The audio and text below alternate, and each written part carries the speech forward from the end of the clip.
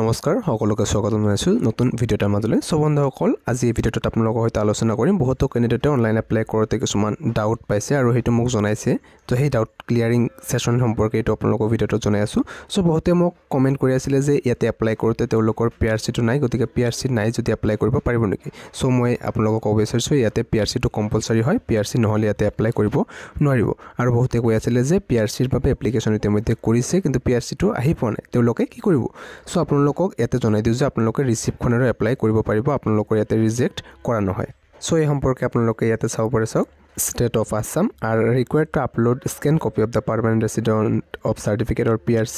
online apply কৰাৰ সময়ত upload কৰিব লাগিব কিন্তু যদি হে কৈছে if a candidate fails to upload PRC at the time of submission of application receipt of the application for the PRC submitted before Deputy Commissioner's office may be submitted ইয়াতে কৈছে যে যদি হে কোনো ক্যান্ডিডেটে এপ্লাই কৰাৰ সময়তে PRC খন upload কৰিবলৈ অসমৰ্থ হয় বা আহি নাপায় তেখেতসকলে নিজৰ এপ্লিকেশন ৰিসিপ্ট এপ্লাইটো কৰিব পাৰিব but at the time of the personality assessment test the original copy of certificate should be produced ইয়াতে কোৱা হৈছে যে যিসকল ক্যান্ডিডেটে ইয়াতে ৰিসিপ্ট খন এপ্লাইটো কৰিব তেওঁলোকৰ কিন্তু যদি পাৰ্সোনালিটি অ্যাসেসমেন্ট টেষ্ট লোৱা হ'ব সেই সময়ত কিন্তু সেই ৰিসিপ্ট খন ইয়াতে একচেপ্ট নকৰিব তেতিয়া আপোনালোকৰ যেটো ফাইনাল সাৰ্টিফিকেট খন হয় পিআৰসি খন কিন্তু তাতে প্ৰডিউস কৰিব লাগিব মানে লৈ যাব লাগিব failure of which candidate may be rejected outright যদি কোনো ক্যান্ডিডেটে তেতিয়াও পিআৰসি টো ল'ব নোৱাৰে বা দেখাব নোৱাৰে তেতিয়া ডাইৰেক্টলি ৰিজেক্ট কৰি দিয়া হ'ব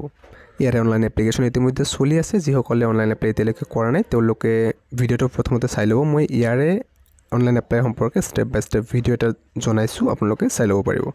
আৰু ইয়াৰ যেটো পাৰ্সোনালিটি অ্যাসেসমেন্ট টেষ্ট লব হে অ্যাসেসমেন্ট টেষ্টটো বহুত হৈ আছিল সেন্টাৰটো কত হ'ব ইয়াতে আপোনালোকে চাব পাৰে যেটো 5 নম্বৰ পইণ্ট আছে selection committee to be held at the office of the director animal husbandry and veterinary Assam Seniguti Guwahati 781003 all অসমৰ যিসকল ক্যান্ডিডেটে গটে ক্যান্ডিডেটৰ বাবে এটা সেন্টাৰ ৰখা হৈছে তে Seniguti Guwahati আপোনালোকে পাৰ্সোনালিটি অ্যাসেসমেন্ট টেষ্ট দিব লাগিব লাষ্ট ইয়াৰতো এনেকৈ এটা সেন্টাৰে আছিল কিছুমানৰ এতিয়াও ডাউট আছে ইয়াতে ৰিটেন এক্সাম দিব লাগিব নেকি আপোনালোকক কৈ দিব বিচাৰো যে ইয়াতে কোন ধৰণৰ ৰিটেন এক্সাম দিব নালাগে আপোনালোকক যদি ইয়াতে এলিজিবল হয় মানে আপোনালোকৰ যদি এপ্লাইটো ঠিক ঠাক থাকে যদি একসেপ্ট কৰে তাৰ পিছত আপোনালোকৰ ইয়াতে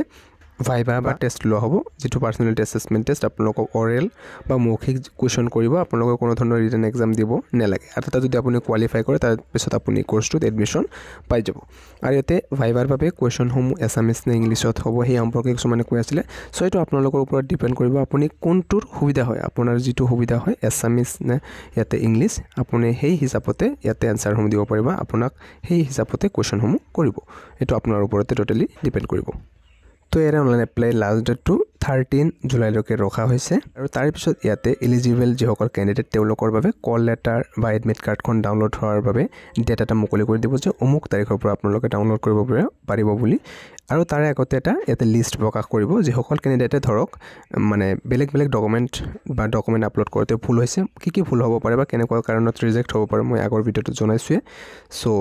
সেই ৰিজেক্টেড ক্যান্ডিডেট কিছুমান হয়তো হ'ব যিসকল ক্যান্ডিডেট তেওঁলোকৰ এটা এখন ৰিজেক্টেড লিষ্টটো প্ৰকাশ কৰিব লগতে আপোনালোকে এডমিট কাৰ্ড ইয়াতে ডাউনলোড কৰিব পাৰিব আৰু তাৰ পিছত যিসকলৰ এডমিট কাৰ্ড ডাউনলোড হ'ব তেওঁলোকৰ পাৰ্সোনালিটি অ্যাসেসমেন্ট টেষ্টৰ বাবে যাব লাগিব আৰু ইয়াতে আপোনালোকৰ ওয়েটেজ সমূহ থাকিব আগতে কৈছো আপোনালোকক যে হায়াৰ সেকেন্ডাৰীৰ পৰা 40% মেট্ৰিকৰ পৰা 20% বা পেট যেটো হ'ব তাৰ পৰা 40% কোৱেশ্চন সমূহ বায়োলজি ফিজিক্স কেমিষ্ট্ৰি আৰু জেনাৰেল নলেজৰ পৰা সুধিব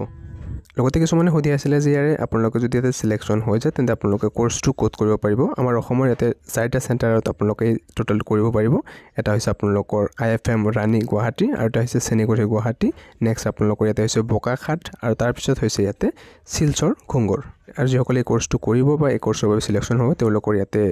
চাকৰিটো নিশ্চিত বুলি ভাবিব পাৰি কাৰণ ইয়াতে উইদিন 1 বছৰ 1.5 বছৰ বা ম্যাক্সিমাম 2 বছৰৰ ভিতৰত ইয়াতে এপয়েন্টমেন্ট সমূহ দি দিয়ে ৰিসেন্টলি মই ভিডিও এটা আপলোড কৰিছিলো তাতে আপোনালোকক কৈছো যে কিছুদিন আগতে ইয়াৰ আগৰ যেটো যিসকলে কোৰ্স কৰিছিল তেওঁলোকক এপয়েন্টমেন্ট সমূহ ইয়াতে দিয়া হৈছে সো ভিডিওটোত মানে আছিল বহুত ক্যান্ডিডেটৰ ডাউট আছিল হেবাবে মই আপোনালোকৰ ডাউট ক্লিয়াৰ কৰিবলৈ চেষ্টা কৰিলো ভিডিওটোত যদিহে মই কিবা কোৱা বাকি ৰৈ গৈছে আপোনালোকে কমেন্টত নিশ্চয়কৈ জনাব নিশ্চয়কৈ মই আপোনালোকক হেল্প কৰাৰ চেষ্টা কৰিম ভিডিওটো নিশ্চয়কৈ লাইক এটা কৰি ৰাখিব নিজৰ সকলো ফ্ৰেণ্ডৰ সৈতে শ্বেয়াৰ কৰি ৰাখিব আৰু আপুনি যদি চেনেলটোত প্ৰথমবাৰ ভিজিট কৰিছে আগন্তুক নটিফিকেশন পাই থাকিবলৈ সাবস্ক্ৰাইব কৰি কাষত থকা বেল আইকনটো প্ৰেছ কৰি ৰাখিব এতিয়ালৈ সামৰিছো ধন্যবাদ